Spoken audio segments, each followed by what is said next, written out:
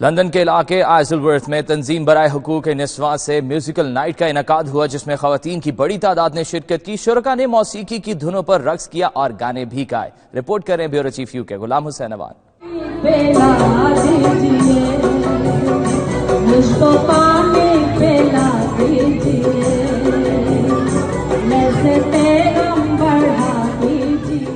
London में घरेलू खातीन को तफरीह का मौका फराहम करने के लिए बटरफ्लाई नामी तंजीम ने म्यूजिकल नाइट का एहतमाम किया, जिसमें शुरका ने रवायती मौसीकी पर रक्स किया और गाने भी गाए।